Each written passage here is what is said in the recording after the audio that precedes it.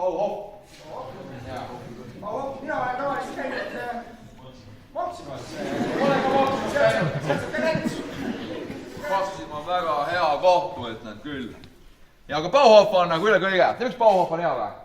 Iga neljapäev on neil.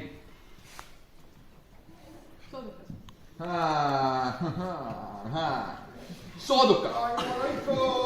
Ja mitte lihtsalt soodukad, ülisuured soodukad. Allahindlusprotsendid on umbes 70% ja. Ma vaatan, et ma olen saanud jälle ühe uue arvamusliigi oma kööpini mõistima. Ma pean paluma teil minema minna. Ja ma saan arve teile homme. Mida? Mille ees? Ma olen veel käinud torumees. Ei isegi ei teinud mitte midagi. Tead, et mul on siuke mõte, et osa probleemid lahenevad ise. Arveti küll ei saa, ma saadan teile hoopis. Ma ei tea. Homseks mõtlen välja. Nii et olge üllatatud. Need asjad on 5 minutit, tahad arve juurde. Kas meeltus? Just see! Rauno, Toivo! Tundub, et siin improkomöödias võib olla midagi, mis võib-olla natukene aitab meie vaimset tervist hoida, võib-olla kaitsta ja natukene siis sellest räägime ka, et teie saate võib-olla mõnda oma mõtteid jagada, poiss saab oma mõtteid jagada, ma vaatan siis, kas ma ka mõnda mõtteid jagan. Aga ma mõtlesin alguses küsida, et kuna te olete nüüd soojaks tehtud juba, siin olete seenides kaasas olnud, et mis te nagu publikuna arvate, et kas selles, mida te siin nägite, oli midagi, mis võiks teie vaimsele tervisele kuidagi mõjuda ja kuidas? Et kas kellelgi on mingi mõte? Kas midagi, mida te kogesite? Palun? Naine sai väga palju abistatud. Jaa, väga lahe, näen noogutavaid nägusid ka. Kas kellelgi veel mõni mõte? Praegu ei tule. Ma istusin seal kõige taga ja mina mõtlesin seda mõtet, et tegelikult on nii tore vahepeal näha, kuidas teistel inimestel läheb avalikult ka mingid asjad lähevad sassi või natuke tuksi. Et siis ise teid ka vigu ja siis on nagu tore näha, et teised ka vahepeal ebaõnnestuvad või kõik ei tule kohe välja või peab räpile ütlema, et stopp, ma teen uuesti. Et see on ka natuke nagu tore, et teeb meid kõiki inimesteks. Väga hea. Küsime siis teie käest, Toivo ja Rauno, et mis te ise tunnete, et impro on sihuke, sünnib siin koha peal, ei tea, mis juhtub, võib-olla isegi ärevuse tase sellega seoses läheb natuke kõrgemaks, et kas üldse see saab teile kui impro tegijatele kuidagi positiivselt mõjuda? Jaa, ma võib-olla eelistaks, ja ma olen tavaline Toivo, ma ei ole väga rakend, et ma võib-olla eelistaks seda, et üks asi, mis me teeme 100-liikmelisele publikule ja teine on see, mis meil ütleme prooviruumis või töötubades toimub, et nad on natukene erineva siukse ütleme selle vaimse survega vähe.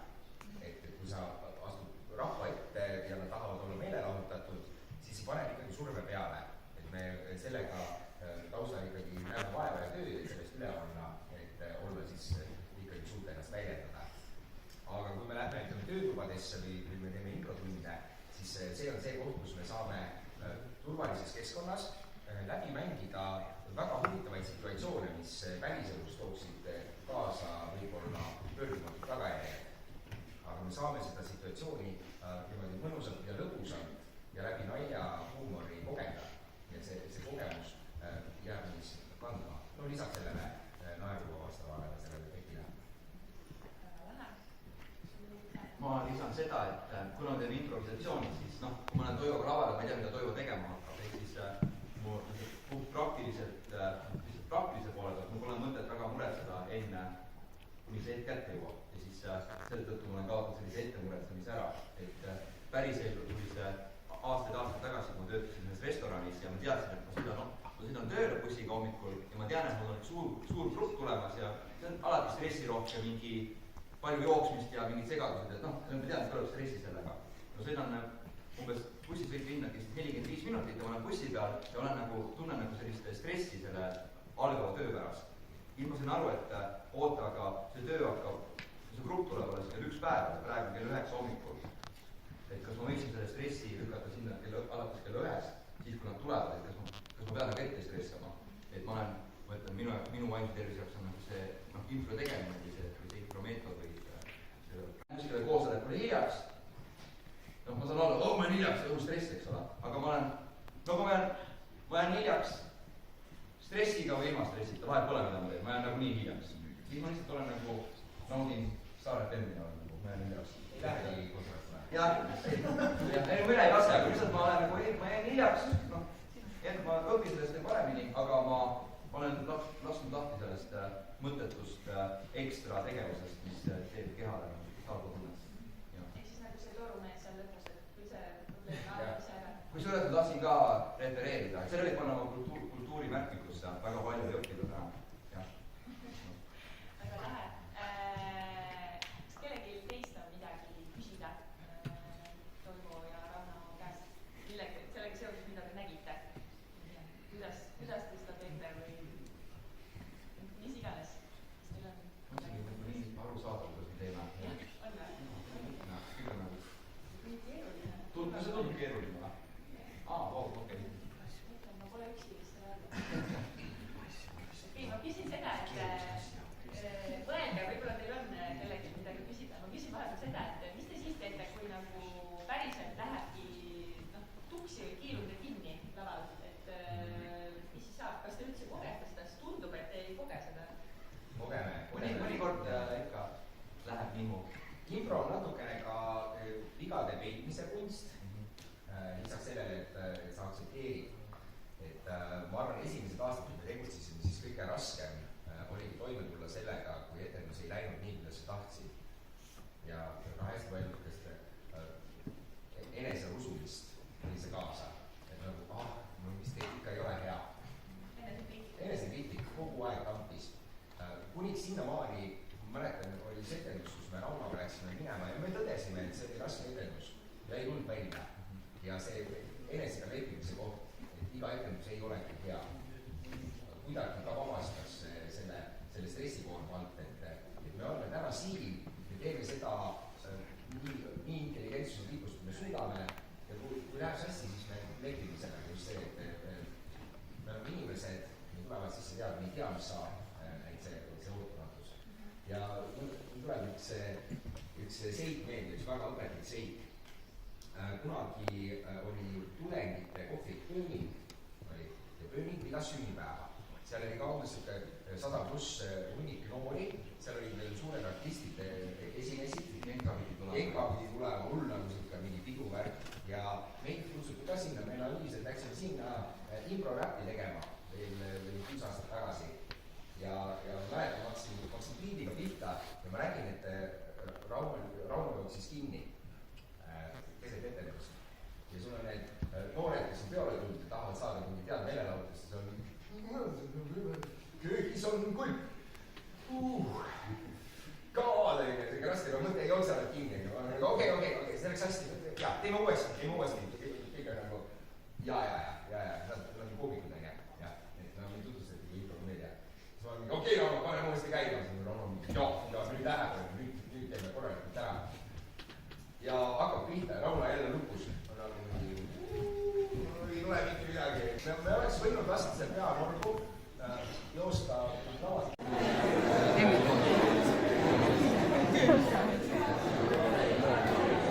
Ilus mees. Sa pane nagu seost, aga mitte nagu täiesti pohku. Ma ei usu, et Sarapuu peab mank.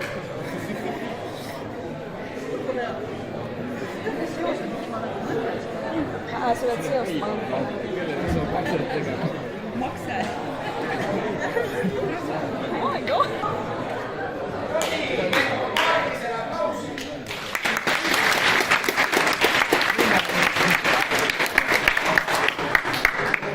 Meie oma inimesi toetada, siis ei toetada seda keegi.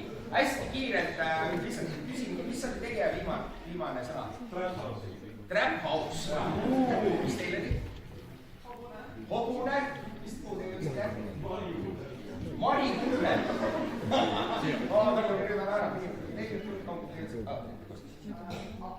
Afganistan. Ja mis teile tegi? Vanaisa.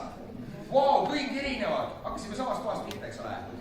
Ja see on see impro võlu, et me võime oma etendust alati alustada samast repliigist, aga nii kui teise seose me oleme hoopis uues ja põnevas kohas. Ma nägin, et paljud naersite nagu südamest. Ma küsin, miks te arvate, miks see lõpus oli? Ja te kritiseerite, et kuidas see sihukest asja mõtlesite. See tuli üllatusena, eks ole. Ja see üllatus ebaturvalises keskkonnas väljendub hirmuga, aga turvalises keskkonnas see väljendub naeruga. Just see sama mis on sihuke sõna. Okei. Ma mõtlen mingi lause oma peas, on ju. Kõige parem see panin kokku. Okei, jah. Mul on vaja, aga ma ei saa teha, ma ei suuda blokkida. Ja ühesõnaga siis püüdke nagu koosmine juhu. Anna kõigile samasuguse, anna kõigile sama pealkirja või sama pealkirja võiks olla kell 2 öösel trammis. Jah, trammis. Olge käima. Läks. See on nii kell, see on nõustamine kohale sõna.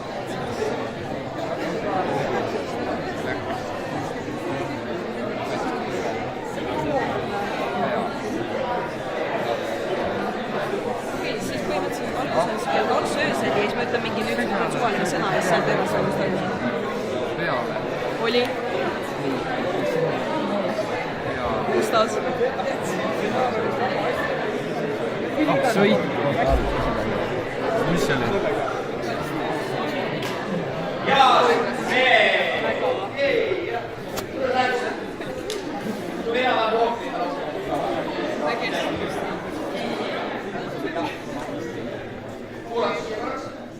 Selle hariduse puhul, et saada maksimaalselt loogilist lauset ja seda juttu, see vajab hästi palju harjutamist.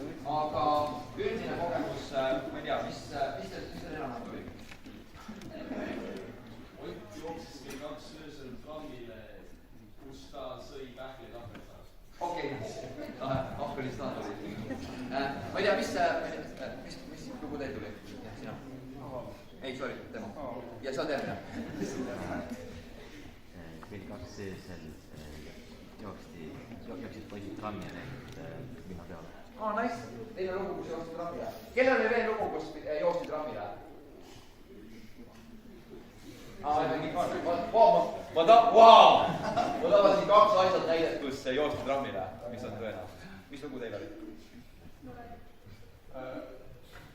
Mina olin 2 öösel esmaspäeval, ootasin trammi ja nägin liputajat.